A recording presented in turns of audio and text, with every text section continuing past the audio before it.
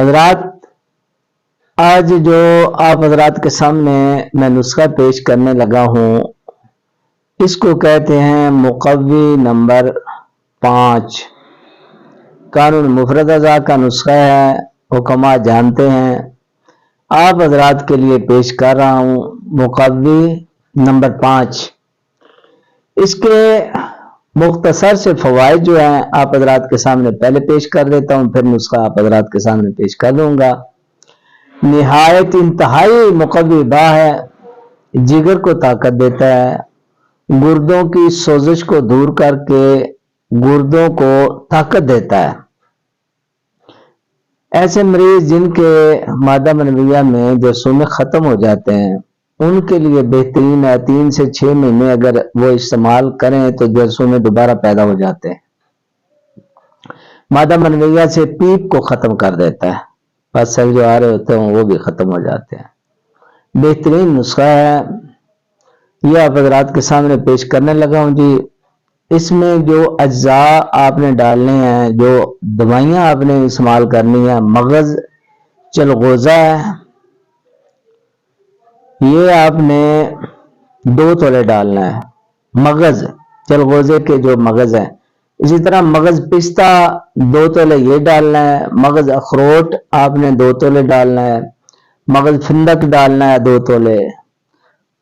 اور جناب تل یہ آپ نے ڈالنے ہیں جی 2 تولے۔ مغز تخم خربوزہ یہ آپ نے ڈالنا ہے 2 تولے۔ مغز تخم خیرین 2 تولے۔ تو پمبا دانہ جو ہے، مغز تخم پمبا دانہ یہ آپ نے 2 تولے ڈالنا ہے۔ سالب مصری 2 تولے۔ بادام شیریں 2 تولے۔ تخم گاجر اور تخم پیاز یہ بھی 2 تولے جو ہے آپ نے ڈالنا ہے۔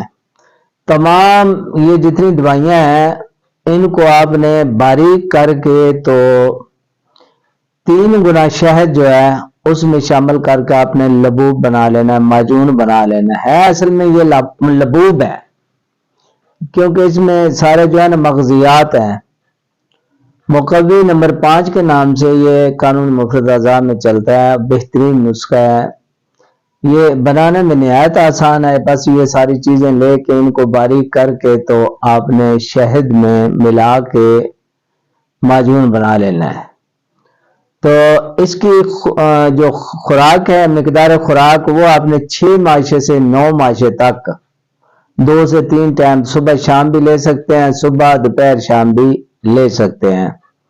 بہترین نسخہ آپ حضرات کے سامنے پیش کر دیا ہے، یہ آپ بنائیں، استعمال کریں، انشاءاللہ بہترین فائدہ ہوگا۔